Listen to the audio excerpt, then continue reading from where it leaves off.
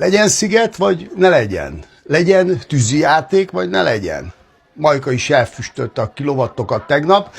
Gondold el azt a szürreális helyzetet, amikor van egy tőkeerős érdekcsoport, akinek célja, vagy akiknek célja egy országnak ugye a teljes káoszba taszítása, ennek érdekében oda helyeznek egy influencert a kormány élére. Na pont ez történt Ukrajnában, és nem fogod elhinni, amit mondok, de annyira működőképesnek bizonyult ez a recept, hogy meghúzták a váratlant, és lefutatták a receptet még egyszer, pár kilométerrel arrébb, egy országba, az ország neve Magyarország. Mondhatod, hogy igazi gecik, de tiszteletet azt meg kell adni nekik, hiszen ők kevesebben vannak, és mégis okosabbak, mint a többség.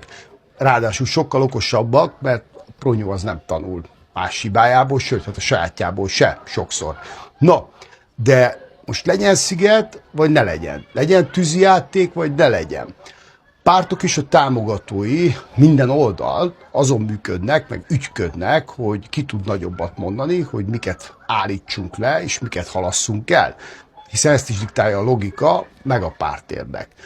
A nap végén, ha minden terv szerint alakul, ami ugyan nem a mi tervünk, de terv szerint, akkor valódi rombolásnak leszünk tanúi. De ami a durva az, hogy nem csak tanúi leszünk, hanem önkéntes kivitelezői is.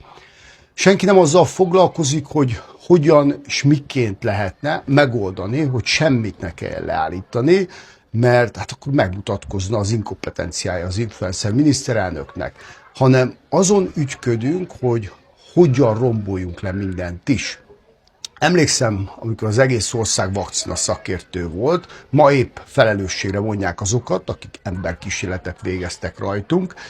Nekem egyszerű logikám volt akkor is, hogyha azért adják ingyen, mert életet ment, és fúba nyomják a kampányt, akkor miért nem adják ingyen az összes többi gyógyszert, ami szintén életet ment? Ha bármi kérdésed volt, vagy kételjed, akkor ők azt mondták, hogy a tudományba kételkedsz, és hülye vagy. Most is egy ilyen egyszerű kérdésem van.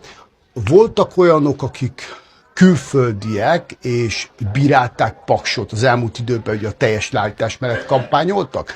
Ha igen, akkor most ez egy koincidensnek köszönhetően örülhetnek neki, vagy rásegítettek. Mert ha igen, akkor létezik az, hogy ez esetben kicsit sérült a mi szuverenitásunk. Lehet ez volt az a kis szuverenitás, amiről le kellett mondanunk, amiről Magyar Péter korábban beszélt? Vagy ez még kicsi szuverenitás lemondás, és ahhoz, hogy elérjük a kicsit, ahhoz még kell egy kicsi? Nem tudom.